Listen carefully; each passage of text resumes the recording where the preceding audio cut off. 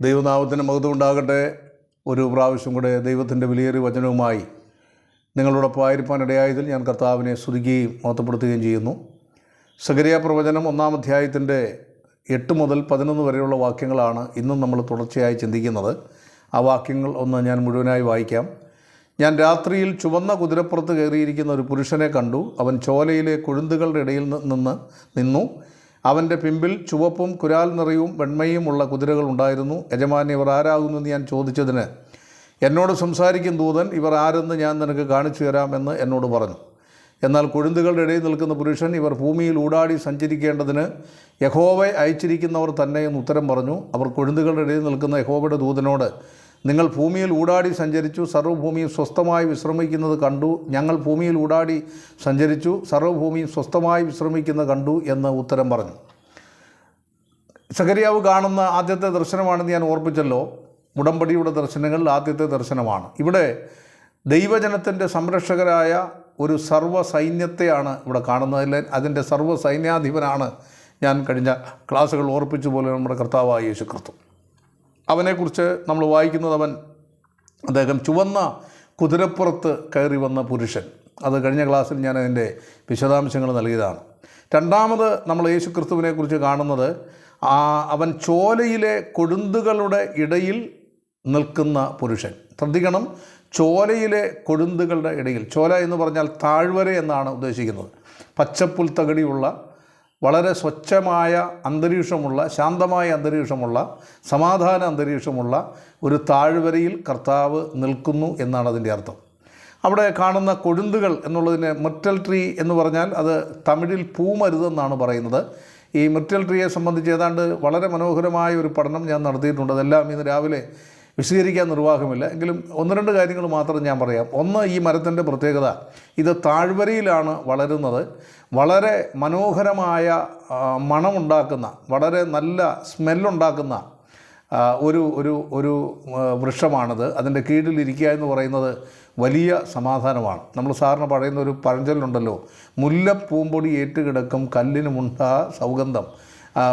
മുല്ലയുടെ ചുവട്ടിൽ കിടക്കുന്ന ഒരു കല്ല് എടുത്ത് മണത്ത് നോക്കിയാൽ ആ മുല്ലപ്പൂ വീണിട്ട് അതിൻ്റെ മണം അനുഭവിക്കുന്ന പോലെ ഈ കൊഴുന്തുകളുടെ കീഴിലിരിക്കുന്ന ആളുകൾക്ക് അതിൻ്റെ ഒരു സ്മെല്ല് അനുഭവിക്കാൻ കഴിയും. മാത്രമല്ല, ഈ കൊഴുന്തുകൾ അല്ലെങ്കിൽ പൂമരുതെന്ന് പറയുന്ന അല്ലെങ്കിൽ മിർട്ടൽ ട്രീയുടെ മറ്റൊരു പ്രത്യേകത, അത് മെഡിക്കേറ്റഡാണ്, ഔഷധ ഗുണമുള്ളതാണ്. എന്ന് പറഞ്ഞാൽ മനുഷ്യൻ്റെ ജീവിതത്തിലുള്ള രോഗങ്ങൾക്ക് സൗഖ്യം നൽകുന്ന ഒരു വൃക്ഷമാണ് എന്ന് നമുക്ക് കാണാൻ സാധിക്കും. വേറെ ഒത്തിരി വിശേഷണങ്ങളുണ്ട്, അതിലേക്ക് ഞാൻ പോകാനായിട്ട് ആഗ്രഹിക്കുന്നില്ല. ഇവിടെ കർത്താവായ യേശു ക്രിസ്തു ചോലയിലെ കൊഴുന്തുകളുടെ ഇടയിൽ നിൽക്കുന്നു എന്ന് പറഞ്ഞാൽ സമാധാനത്തിൻ്റെ പച്ചപ്പുൽ തകടിയിൽ നിൽക്കുന്ന കർത്താവ് നമ്മളെ പാപത്തിൻ്റെ ഭയങ്കരമായ ന്യായവിധിയിൽ നിന്ന് തൻ്റെ മരണത്താൽ വിടുവിക്കുക മാത്രമല്ല, നമുക്ക് സമാധാനപൂർണമായ ഒരു ജീവിതം കർത്താവ് നൽകുന്നു എന്നുള്ളതാണ്. ഇവിടെ കർത്താവ് അയക്കുന്ന സൈന്യങ്ങളെക്കുറിച്ച് 9-10 വാക്യം കണ്ടല്ലോ.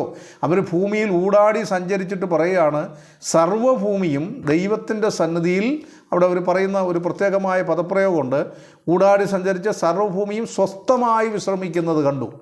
അപ്പം ലോകത്ത് സമാധാനം ഉണ്ടാക്കണമെന്നും ലോകത്ത് മനുഷ്യൻ സ്വസ്ഥതയുണ്ടാകണമെന്നും അവർ സമാധാനത്തോടെ ജീവിക്കണമെന്നുമാണ് കർത്താവ് ആഗ്രഹിക്കുന്നത്.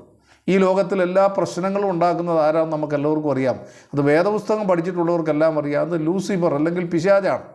അവനാണ് രോഗങ്ങൾ ഉണ്ടാക്കുന്നത്, കഷ്ടങ്ങൾ ഉണ്ടാക്കുന്നത്, ദുരന്തം ഉണ്ടാക്കുന്നത്. ഈ പ്രകൃതിയിൽ ഉണ്ടാകുന്ന എല്ലാ ദുരന്തങ്ങൾക്കും പിശാചിനെ കാരണമല്ല, മനുഷ്യൻ്റെ പാപാവസ്ഥ കൊണ്ടാണ് ഈ പ്രകൃതി ഇങ്ങനെയൊക്കെ ആയത്. നമ്മൾ അനുഭവിക്കുന്ന പല ദുരിതങ്ങളും നമ്മുടെ പാപത്തിൻ്റെ അനന്തരഫലങ്ങളാണ്. എന്നാൽ ഇതിൽ മുതലെടുപ്പ് നടത്തി മനുഷ്യനെ ഏറ്റവും ദുരന്തപൂർണ്ണമായ ജീവിതത്തിലേക്ക് എത്തിക്കുന്നത് ലൂസിഫറാണ്.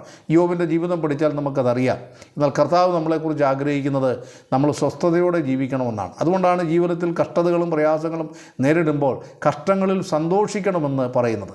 ഈ കർത്താവ് ഈ കൊഴുന്തുകളുടെ ഇടയിൽ നിൽക്കുന്നത് എന്തിനാണ്? അത് ആ മരത്തിലൂടെ നൽകുന്നൊരു സന്ദേശം, നിങ്ങൾ ഈ പച്ചപ്പുൽ തകടിയിലേക്ക് നിങ്ങളെ കൊണ്ടുവരും. ദാവീദ് പറയുന്നുണ്ട് ഇടയനെക്കുറിച്ച്, അവൻ പച്ചയായ പുൽപ്പുറങ്ങളിൽ തന്നെ നടത്തുന്നു. ജീവിതത്തിൻ്റെ പ്രതിസന്ധികളുടെ നടുവിൽ, പ്രയാസങ്ങളുടെ നടുവിൽ, കണ്ണുനീരിൻ്റെ നടുവിൽ നമുക്ക് സമാധാനം നൽകുന്ന കർത്താവിൻ്റെ അവസ്ഥ. മറ്റൊന്ന്, ഈ മരത്തിൻ്റെ കീഴിലിരിക്കുന്നവർക്കെല്ലാം ആ മരത്തിൻ്റെ പൂക്കളുടെ ഒരു മണമുണ്ടാകുന്നു. കർത്താവിനോട് ചേർന്ന് ജീവിക്കുമ്പോൾ നമ്മുടെ സ്വഭാവങ്ങൾക്ക് വ്യത്യാസം വരികയാണ്. നമ്മൾ ദിവ്യ സ്വഭാവത്തിന് കൂട്ടാളികളായി തീരുകയാണ്. ഒരുവൻ ക്രിസ്തുവിലായാൽ അവൻ പുതിയ സൃഷ്ടിയെന്നാണ് വേദപുസ്തകം പറയുന്നത്. ദൈവമക്കളെന്ന് പറയുമ്പോൾ ദൈവത്തിൻ്റെ സ്വഭാവം, നമ്മൾ ലോകത്തിൽ ഒരു മാതാപിതാക്കളുടെ മക്കളായി ജനിച്ചവരാണ്, അവരുടെ സ്വഭാവമാണ് നമ്മുടെ ഉള്ളിലുണ്ട്. എന്നാൽ ദൈവമക്കളായി നമ്മൾ വീണ്ടും ജനിക്കുമ്പോൾ ദൈവത്തിൻ്റെ സ്വഭാവം നമ്മൾക്കുണ്ടാകും. മാത്രമല്ല, ഈ മരം നൽകുന്ന മറ്റൊരു സന്ദേശം, ഇത് സൗഖ്യം നൽകുന്ന ഒരു മരമാണ്, ഔഷധ സൗഖ്യം നൽകുന്ന ഒരു മരമാണ്. അവൻ നിൻ്റെ സകല രോഗങ്ങളെയും സൗഖ്യമാക്കുന്നു എന്ന് തിരുവെഴുത്തിൽ വായിക്കും. നമുക്ക് രോഗങ്ങൾ വരുമ്പോൾ മരുന്ന് വാങ്ങിക്കരുതെന്ന് കർത്താവ് പറഞ്ഞിട്ടില്ല. രോഗിക്ക് വൈദ്യനെ കൊണ്ട് ആവശ്യമെന്നാണ് കർത്താവ് പറഞ്ഞത്. എന്നാൽ രോഗങ്ങൾക്ക് വൈദ്യന്മാർക്ക് പറ്റാത്തതിനെ സാധിക്കുന്നൊരു ദൈവമാണ് നമ്മുടെ ദൈവം. എത്രയോ പ്രിയപ്പെട്ടവർ ദൈവജനത്തിൻ്റെ പ്രാർത്ഥനയുടെ ഫലമായി വിടുവിക്കപ്പെട്ടിട്ടുണ്ട്. ക്യാൻസർ രോഗത്തിൻ്റെ 4th സ്റ്റേജിലായിരുന്ന ഒരു ചെറുപ്പക്കാരൻ ഞങ്ങളുടെ സഭയിലുണ്ട്. ദൈവം അവനെ പൂർണ്ണമായി ചികിത്സകളൊക്കെ ചെയ്തു, ദൈവം അവനെ പൂർണ്ണമായി വിടുവിച്ചു. ഇന്ന് രാവിലെ രോഗങ്ങളും കഷ്ടങ്ങളും പ്രയാസങ്ങളും ദുരിതങ്ങളും വേദനകളും കണ്ണുനീരിൻ്റെ അനുഭവമായിട്ട് ആരെങ്കിലും ഇരിക്കുന്നെങ്കിൽ ഈ കർത്താവിലേക്ക് വരിക, അവൻ നിങ്ങൾക്ക് സമാധാനവും സ്വസ്ഥതയും നൽകും.